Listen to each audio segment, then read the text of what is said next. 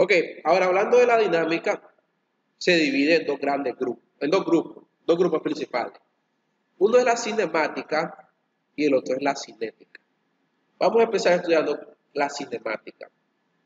¿Qué es la cinemática? Bueno, la cinemática es el estudio de la geometría en movimiento. En este caso no estaremos considerando fuerza ni masa y otras, ¿verdad? Causas de movimiento. Bueno, creo que aquí lo escribí esto un poco mal. Pero en este caso no vamos a estar considerando, como les digo, fuerzas ni masa u otras causas del movimiento. Tal vez sería aquí. O otras causas del movimiento. Porque yo escribí otra, ¿verdad? Pero escribí y en vez de u otras causas del movimiento. O sea, aquí no me voy a centrar por qué se mueve. El punto es que se mueve. Esto es lo que quiero que quede claro. Se mueve, no me voy a concentrar por qué. Va a haber otra parte de la clase en la que voy a concentrarme en por qué se está moviendo, la fuerza que la causa. En este caso va a haber un movimiento. Me voy a centrar en qué está pasando con ese movimiento y no por qué se causó el movimiento. ¿Están claros? A eso me refiero. No que lo originó. O sea, les voy a decir, yo ya dejé caer una bola de cierta altura y vamos a trabajar con eso, digamos, a romper una ola en movimiento parabólico, por ejemplo, pero no voy a centrarme en la masa de la bola, en la fuerza con la que la arrojé, nada por el estilo, ya. Vamos a centrarnos en sí en el movimiento. Estamos considerando el movimiento del objeto, como les digo. Me interesa, ¿qué es lo que me interesa? Desplazamiento, velocidades, aceleraciones, tiempo, todo lo que tenga que ver con cinemática. ¿Recuerdan esa parte? Esa parte la ven en el de secundaria, creo, como segundo año, cuando empiezan a ver física. Arrojar una bola en un edificio, le preguntan cuál es la cantidad, cuál es la velocidad en un tiempo t, cuál es la aceleración en un tiempo t, o en el tiempo t en qué posición estaba, por ejemplo. Todo eso lo vamos a recordar. Vamos a empezar desde lo más básico y obviamente vamos a ir escalando la montaña hasta las cosas más difíciles. Ok, ¿qué es la cinética? Como ya que creo que ya quedaron claros, pero se lo voy a recordar, es el estudio de los objetos considerando la fuerza y masa que causan el movimiento. En este caso sí voy a considerar las fuerzas y masas que causan el movimiento. En el primer caso no las estaba considerando, no me interesaba qué lo estaba causando. Me interesaba el movimiento, no qué lo causaba. Ahora me interesa qué lo causa. Esta rama se utiliza para predecir cuál es el movimiento resultante de cierta fuerza o cuáles fuerzas son requeridas para causar cierto movimiento. Una cosa o la otra, o sea, una relación de una cosa o esta cosa. O sea, digamos, una está relacionada a la otra. Teniendo una fuerza, ¿cuántos movimientos genero? Teniendo un movimiento, ¿cuántas fuerzas genero? O sea, esa es la relación que tengo que considerar. Pero eso lo vamos a ver luego. Ahora, la cinemática se trabaja generalmente como cinemática de partículas. ¿Y por qué de partículas? Porque eso me simplifica la vida un montón, así de sencillo. Porque piénsenlo de esta manera, una partícula es un objeto de dimensión igual a cero. No sé si lo explicaron en física, pero una partícula tiene ¿cuánta longitud? Cero. Es una partícula, es un punto que le dibujaban en la pizarra, no sé si se acuerdan, un punto en la pizarra, es una partícula. Ok, la partícula no tiene dimensiones, obviamente, un solo punto, una partícula. Por lo tanto, todas las fuerzas pasan a través del centro de masa, lo que significa que no hay rotación. O sea, la rotación es imposible. Entonces, ¿por qué lo hago? Vean, si yo tengo un elemento, un cuerpo como este, y tengo una fuerza aplicada acá, y el centro de masa de esto está acá, ¿qué va a pasar? Le aplico la fuerza en un punto que no es el centro de masa, este cuerpo se va a mover hacia acá, pero además de moverse en línea recta hacia acá, en la misma dirección de la fuerza, va a rotar. Pero esto es porque tiene ciertas dimensiones, y yo no estoy aplicando la fuerza en el centro de masa. La idealización de la partícula es que como es una sola partícula, obviamente la fuerza va en un solo punto y el movimiento es en una sola dirección. Creo que todos pueden ver eso. O sea, por ejemplo, vean la tableta que tengo para dibujar. Es cuadrada. Bueno, una especie de chaflanes por acá, pero es cuadrada. Para mí me es fácil ver más o menos por dónde está el centro de masa o el centro de geométrico. estaría más o menos como por acá y por acá. Por aquí no. Entonces yo puedo venir y decir, bueno, ¿qué pasa si me vengo acá y lo empujo? ¿Se mueve? No. Nada más. Eso es lo que está pasando en el caso que yo aplico la fuerza en el centro de masa. Si ya vengo yo y la aplico en un punto que no sea el centro de masa, digamos, acá, yo sé que el centro de masa está por acá y yo la aplico aquí, ¿qué creen que pasa? Rota. En vez de solo se mueve un poco hacia adelante y a la vez rota. Eso es lo que quiero evitar. En la partícula, como no tiene dimensiones, obviamente las fuerzas están todas en el centro de masa. Es una partícula. Entonces, al idealizar como una partícula, eso me estoy evitando este fenómeno que está acá. Entonces, bueno, creo que ya quedaron claros que la flecha roja es el vector de fuerza y la flecha negra es como un vector de tendencia al movimiento. O sea, se mueve en esa dirección. Si la fuerza viene hacia acá, viene en esta dirección, bueno, no, va a moverse en esta dirección. Como les expliqué con la tableta, si yo vengo y le aplico en un punto que no es el centro de masa, esto además de moverse un poco hacia acá, va a rotar, que no quiero que pase, por eso es que hago esta idealización de una partícula. Y así trabajamos. Ahora, en la cinemática de partículas tenemos dos principales tipos de movimientos. Este es un, digamos, refrescando, un refresh de lo que vieron en física y lo que vieron desde secundaria. Tenemos movimiento rectilíneo y tenemos movimiento curvilíneo. ¿Recuerdan eso? El movimiento rectilíneo, el movimiento de un objeto que viaja en línea recta. En este caso, voy a estudiar la aceleración, la velocidad, la posición, todas esas son variables que voy a estudiar. En el movimiento curvilíneo describe la posición, velocidad y aceleración de una partícula y cómo éste se mueve, ¿verdad? En un patrón curvilíneo. Puede suceder en 2 o 3 dimensiones espaciales, digamos. O sea, en el espacio en 2 o 3 dimensiones. Porque piensen, el movimiento parabólico, obviamente, es así.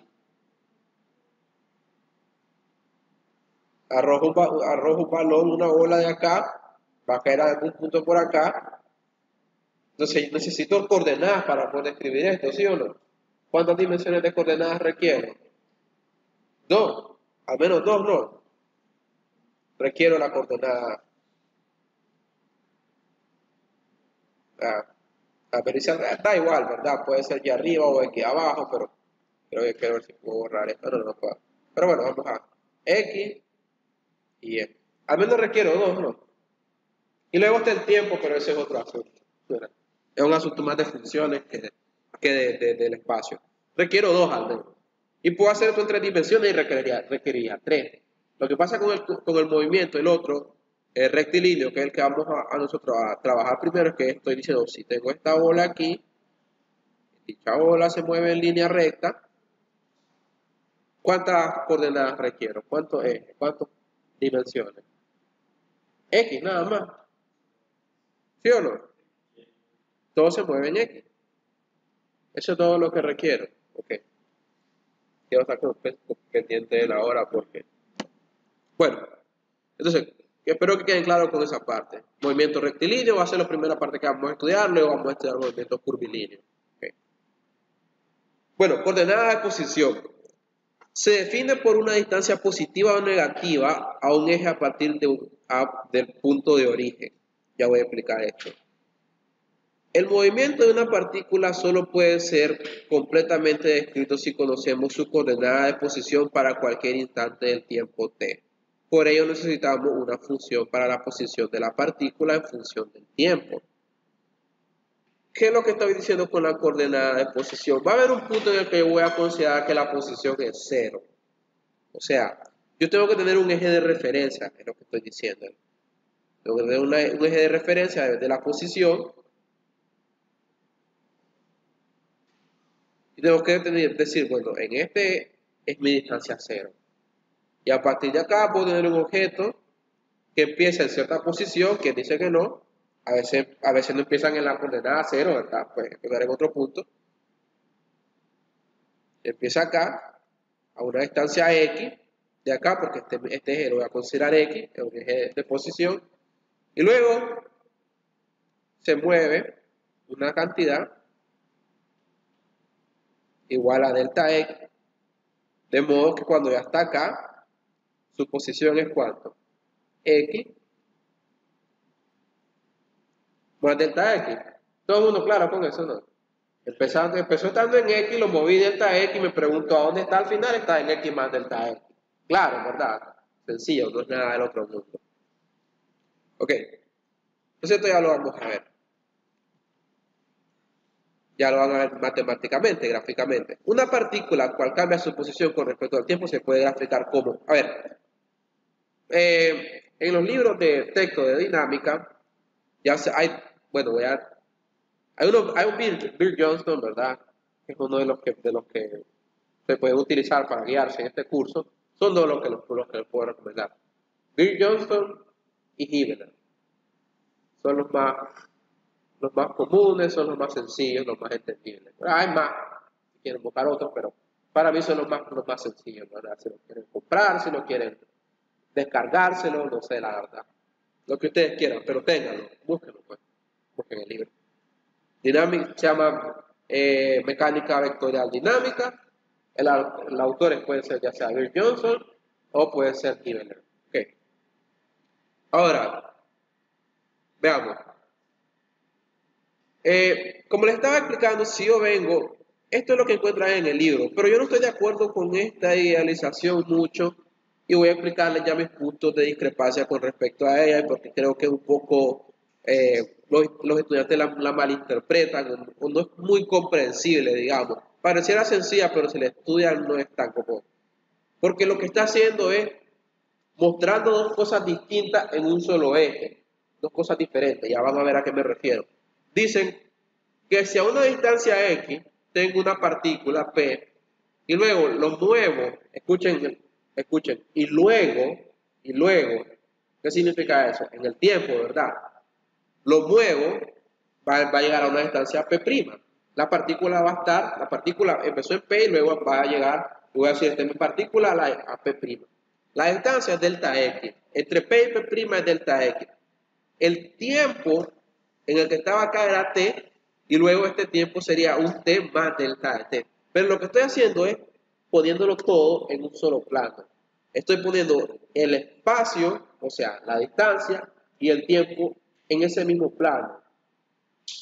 Y esto no es verdad. La verdadera manera de estudiarlo es poniendo en un eje la distancia y en otro eje el tiempo. Esta es la mejor manera de estudiarlo. Decir, ok, esto es la posición de la partícula en función del tiempo. ¿Están claros? Entonces, les dije que esto ocurre en una dimensión, en una sola dimensión, pero esa dimensión es espacial. Pero realmente ocurre en dos dimensiones si toman en cuenta el tiempo. Porque si pueden ver acá tienen dos dimensiones, ¿no? El tiempo es otra dimensión. Ok. Entonces, creo que ya lo han escuchado antes, ¿no? Es lo más famoso que todos aprendemos de Einstein es que decía que el tiempo es otra dimensión, ¿no? Es espacio-tiempo. Ok.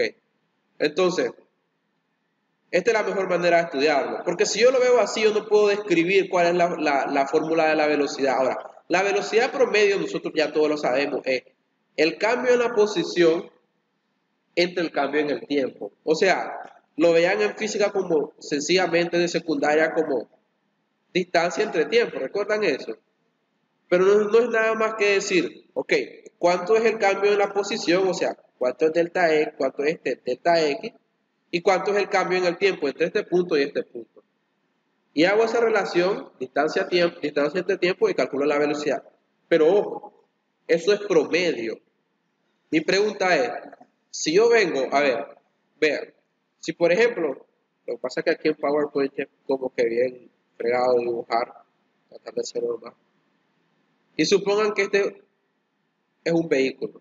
Solo voy a hacer un rectángulo para no hacer demasiado. Y se está moviendo. Y se mueve en línea recta. Es movimiento rectilíneo, ¿verdad? Ok. Mi pregunta es, para que este vehículo llegue de este punto, lo voy a llamar X, a este otro punto, lo voy a llamar X más delta de X,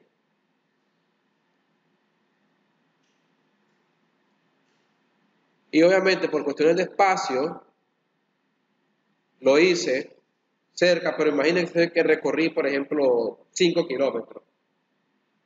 La pregunta es, ¿iba a la misma velocidad? ¿Iba a la misma velocidad necesariamente entre este punto y este punto? ¿Verdad que no? Casi nunca va a pasar. Tendría que ser, no sé, rarísimo. Asegurarme de ir en línea recta. Tendría que no encontrarme ningún vehículo en el camino, ningún policía acostado, ninguna curva. No, pero como estamos diciendo que es línea recta, ¿verdad? Dejemos las curvas de lado, voy en línea recta.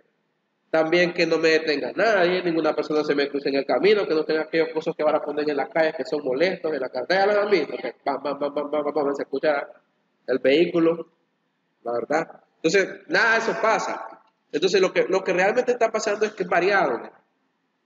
Entonces, esta es una simplificación que lo que me va a decir es que si yo sé cuánto es el cambio en la distancia entre este punto y este punto, o sea, delta de x, porque si esto es x más delta de x, esta distancia entre este punto y este punto,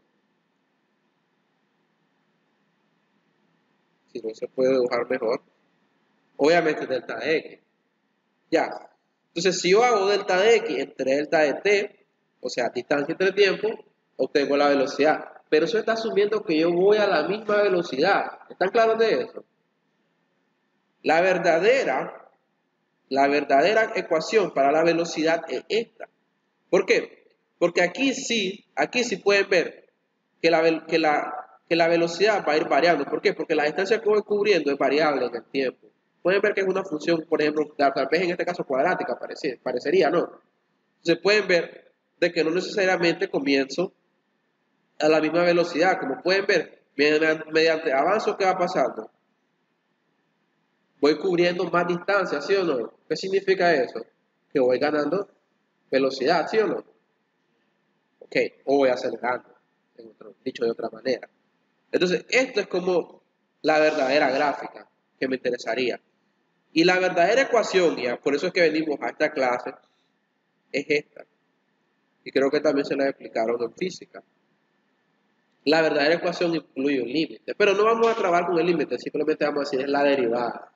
Es la derivada de la posición con respecto al tiempo. Esa es la velocidad. Es la razón de cambio. Es la razón de cambio de la posición con respecto al tiempo. Ese es el verdadero concepto de velocidad. La razón de cambio de la posición. ¿Cómo cambia la posición en el tiempo en cada momento? Esto sería como la velocidad instantánea. Eso es como si yo quisiera saber. Porque a ver, si yo hago esto, supongan el caso más sencillo. Supongan el caso más sencillo. Bueno, y el caso más sencillo es, por ejemplo, voy de un punto a otro punto y ustedes miden que la distancia son 30 kilómetros y me tomó, por ejemplo, 15 minutos en llegar. Ok. Entonces ustedes vienen y agarran esos 30 kilómetros en la distancia y los dividen entre los 15 minutos y dicen, esa es mi velocidad. Promedio, sí. Porque como ustedes no pueden predecir a qué velocidad iba al primer kilómetro, ni al 1.1 kilómetro, ni a los 2 kilómetros. ¿Entienden el punto? Entonces, en ese caso no puedo predecir qué velocidad llevaba en un punto específico. Por esta ecuación que está aquí, por el hecho de que estoy calculando la razón de cambio en el tiempo, con respecto al tiempo, sí me permite saber a qué velocidad iba en cualquier punto específico. ¿A qué velocidad iba al primer kilómetro? Al 1.1, al 1.3, al 1.4. Todo eso simplemente lo que hace luego es sustituir y puedo saber a qué velocidad iba. Y lo veríamos con un ejemplo, pero esa es la gracia. Bueno, al final, ¿verdad? Esto es importante. Que la velocidad sea negativa significa que la dirección del movimiento va hacia la izquierda. En otras palabras, la velocidad es menor que cero. O sea, hay una diferencia entre velocidad y rapidez. Velocidad es una cosa, rapidez es una cosa. Uno puede ser negativo, velocidad puede ser negativa, significa que, por ejemplo, voy retrocediendo. No sé si me entienden. O sea, que voy hacia atrás. En vez de ir avanzando, voy hacia atrás, significa que la velocidad es negativa si piensan en la velocidad como un vector. Si voy a ir avanzando, voy retrocediendo en velocidad negativa. Eso no significa que el valor absoluto de ella, que es la rapidez, sea negativa. La rapidez es la rapidez. Da igual si voy hacia adelante o hacia atrás. Estén claros de eso. Obvio, si asumimos que la derecha es positivo, podemos asumir lo contrario, ¿no? Por eso les digo que voy hacia la izquierda significa que sea negativa, pero si considero que la derecha es positiva, obviamente. Ahora, yo no voy a utilizar esta ecuación de esta manera porque este límite, como todos sabemos de cálculo, se limita a esto. Es simplemente dicho de manera más sencilla esto. La velocidad es la razón de cambio de la posición con respecto al tiempo, o la derivada de la posición con respecto al tiempo. Si me das una función de la posición con respecto al tiempo, yo te puedo decir a qué velocidad ibas en cualquier instante del tiempo. Básicamente eso es lo que estoy diciendo. Por ejemplo, si esta fuese mi posición con respecto al tiempo, 6t cuadrado menos t cubo, ¿cuál es la velocidad? ¿Qué es lo que quiero hacer? ¿Qué es lo que tengo que hacer? Derivarlo, ¿eh? No, es lo que me está diciendo. ¿Cuál es la derivada de 6t cuadrado? Es 12t. ¿Recuerdan eso? Le restan 1 al exponente y bajan el exponente. Entonces sería 6 por 2 son 12. 2 menos 1. Esto es 1, entonces me queda 12t. Aquí este 3 que está acá lo paso acá y le resto 1 al exponente y me queda 3t cuadrado. Todos hemos hecho esto, no es nada del otro mundo, nada para salir corriendo, ¿verdad? O sea, es simplemente una derivada sencilla. La suma o resta de dos derivadas.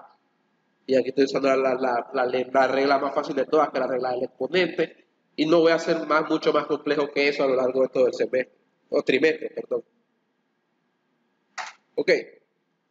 Entonces, la aceleración, bueno, tenemos que ver cuál es la relación ahora entre aceleración o velocidad y posición, o posición, velocidad, aceleración. Empiezo con la gráfica que inicié, posición con respecto al tiempo.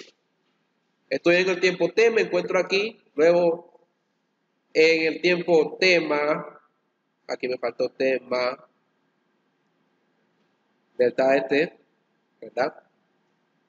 Me encuentro acá, a un x más delta de x. Ahora, el transcurso en el que llegué acá, ojo, si yo hablara que la velocidad es la velocidad promedio, que es la que hacen generalmente en física de secundaria, estaría diciendo que la manera de llegar hasta acá, a ver, no lo hice muy bien aquí,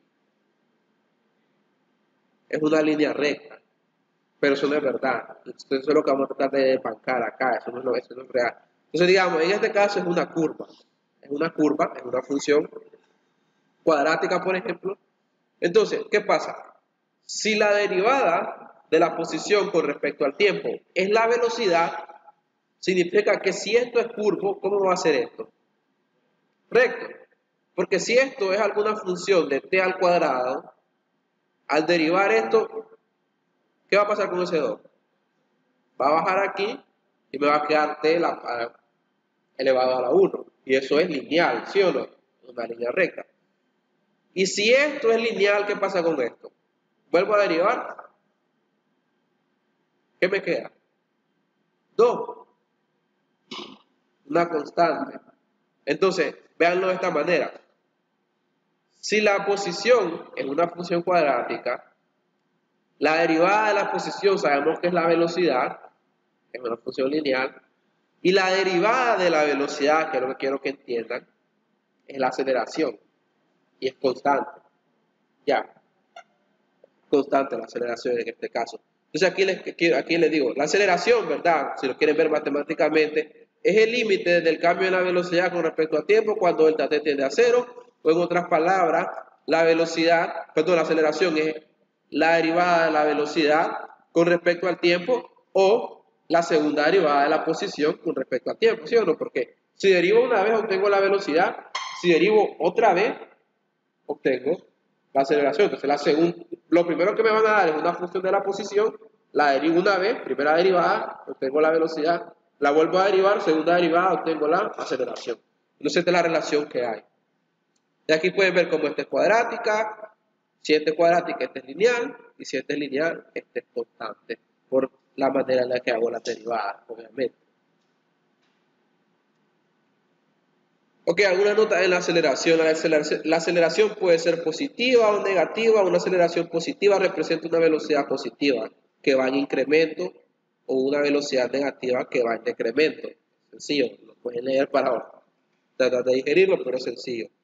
Ahora, una aceleración negativa representa una velocidad positiva que va en decremento, obviamente, o una velocidad negativa que va en incremento. Eso sería una aceleración negativa. Ahora, un ejemplo de velocidad, recuerden, aquí tenía que la velocidad era esto, ¿sí o no? Ya lo calculé. Entonces, si ya lo calculé como esto que está acá, ahora si quiero saber cuál es la aceleración, ¿qué hago? Vuelvo a derivar. Entonces la derivada de 12t es 12 y la derivada de 3t cuadrado, paso el 2 a multiplicar aquí, me queda 6, le resto 1 al exponente, me queda 6t. ¿Están claros? 2 por 3, 6, le resto al 2 le resto 1 y me queda solo t y esto sería mi aceleración. Ahora, bueno, las relaciones gráficas ya se las mostré, creo que quedaron claras con la aceleración. Esta es la relación de posición, velocidad. Aquí, como les digo, aquí tengo que poner t más delta de t. Entonces tengo posición, velocidad acá aceleración. Y el punto aquí a tomar en cuenta es que si tengo esta gráfica, calculo la pendiente. Recuerden que calcular la pendiente es lo mismo que derivar, ¿no? Calculo la pendiente o derivo y obtengo la velocidad, calculo la pendiente y derivo, ya se lo había explicado, obtengo la aceleración. ¿Puedo ir en el otro camino? Sí. Y también lo meto en cálculo. Si tengo la aceleración y calculo el área bajo la curva de la aceleración, o sea, el área bajo esta curva en este caso, ¿qué es lo que estoy haciendo matemáticamente? Integrando, ¿no? Si integro, obtengo el cambio en la velocidad entre esos dos puntos de integración, porque recuerden que la integración tiene límites, ¿no? ¿Todos recuerdan eso? Tiene un límite inferior, podemos llamarle x sub 0, y llega hasta, por ejemplo, x sub 1, ¿no? Límite inferior, límite superior. Entonces, si integro entre esos dos puntos, voy a obtener cuál es el cambio en la velocidad entre esos dos puntos. Ahora, si luego tengo ese cambio en la velocidad y vuelvo a integrar, voy a obtener el cambio en la posición entre los dos puntos. Entonces, ese es el punto. Puedo hacer la misma relación integrando. Todo esto lo vamos, todo esto lo vamos a poner en práctica. O sea, no se preocupen, lo van a ver con ejercicio. No solo nos vamos a quedar con la parte teórica. Pero es importante que vean la parte teórica. Una vez que vean los ejercicios, pueden regresar a la parte teórica y entenderla mejor. Pero la integración es, ahora voy de esta función a esta función y después a esta función, ¿está claro? Y es el cambio, ¿está claro? Es el cambio de la velocidad entre esos dos mismos puntos de integración y el cambio de la posición entre esos dos puntos de integración que voy a estar utilizando. Ahora, hay formas de describir el movimiento de distintas maneras. Por ejemplo, puedo tener aceleración versus tiempo. Esta sería una manera de hacerlo. La aceleración como una función del tiempo. La aceleración versus la posición. O sea, la aceleración como una función de la posición también puedo tenerlo. Puedo trabajar con la aceleración como una función de la velocidad. También lo puedo hacer. Ahora, ¿por qué lo puedo hacer de distintas maneras? Bueno, ¿por qué es sencillo? ¿Por qué? Porque matemáticamente se puede, es la respuesta. Ahora, ¿para qué? En algunos casos, como en el caso de los resortes, es común calcular la fuerza en función de la posición. En tal caso también sería normal expresar la aceleración en función de la posición. O sea que cuando esté trabajando, por ejemplo, con resortes y sistemas, como sistemas de resorte, me interesaría obtener la aceleración en función de la posición. Y eso es lo que van a hacer, por ejemplo, en dinámica, en dinámica de estructura, que es una unidad de ingeniería sismo-resistente. Van a hablar de sistemas que están en oscilación y en ese caso les interesa saber cuál es la aceleración en función de la posición. Ahora, en casos como los arrastres que se generan por ráfagas de viento, estas son expresadas en función de la velocidad, por lo tanto se puede también expresar la aceleración en función de la velocidad. Si estoy trabajando con casos como arrastre por ráfagas de viento, por ejemplo, en ese caso voy a calcular la fuerza en función de la velocidad, por ende sería ideal calcular la aceleración en función de la velocidad. Ya, son casos distintos, cada uno Y en el caso cinemático esto es lo más común. Ya, en el caso que vamos a estar utilizando inicialmente, que es cinemática, lo más común es obtener aceleración en función del tiempo. Pero en otros casos, si ya me da la fuerza como una función de la velocidad y estoy en un problema en el que quiero calcular la aceleración, digamos, quiero hacer esta relación, entonces como ya tengo todo en función de la velocidad, puedo ir directamente en función de la velocidad. O en función de la posición, si por ejemplo estoy trabajando con oscilaciones y cosas así. Y lo van a ver en práctica en su momento, pues. Ahora, me falta esta parte, ¿verdad? Ya para cerrar la parte, digamos, la parte teórica del tema de hoy. Son las relaciones cinemáticas. A ver, todos sabemos, como ya les expliqué, que la aceleración en función del tiempo es la derivada de la velocidad con respecto al tiempo o la segunda derivada de la posición con respecto al tiempo, que es lo mismo. Ok, la velocidad es la derivada de la posición con respecto al tiempo, ¿está claro? Eso ya lo expliqué. Entonces, si yo despejo este dt que tengo acá, me quedaría dx entre la velocidad. ¿Lo ven, verdad? Es un simple despeje. Ok, espero que esto no sea nada del otro mundo. Estoy pasando dt de este lado, entonces, como esta vez está multiplicando a dt, va a pasar a dividir. Ahora, sustituyendo en la ecuación de la aceleración, o sea, tomando esta ecuación que está acá y sustituyendo dt, que ya lo tengo, voy a sustituir esta parte, entonces dt es esto, entonces lo voy a sustituir aquí y tengo esta nueva ecuación que está acá. Bueno, ¿verdad? Solo estoy sustituyendo. Ahora, como esta vez que está acá está en la parte baja del denominador, lo puedo reescribir con la aritmética de esta manera, ¿sí o no? O sea, llegar de aquí a aquí es aritmética, dividir fracciones, ¿no? Recuerden dividir fracciones. Se va a terminar esa vez multiplicando simplemente. La velocidad va a quedar multiplicando. Ahora, si vengo y acomodo todo lo que tenga que ver con posición de un lado y todo lo que tenga que ver con velocidad del otro lado, lo que haría sería pasar esta x de este lado y luego invierto la ecuación, ¿verdad? Solo paso, dejo esto de este lado y esto de este lado, tendría, despejando, una función que no depende del tiempo y que relaciona la aceleración y la velocidad y también la posición, obviamente. Entonces, ¿qué es lo que tengo acá? Tengo una función que no depende para nada del tiempo. Si se ven, aquí no tiene nada que ver con el tiempo. Todo está en función de x y está en función de la velocidad. ¿Y qué está relacionando? Está relacionando la posición, la aceleración, perdón, está relacionando, ¿qué más está relacionando? La posición, está relacionando la velocidad. Relaciona estas tres cosas.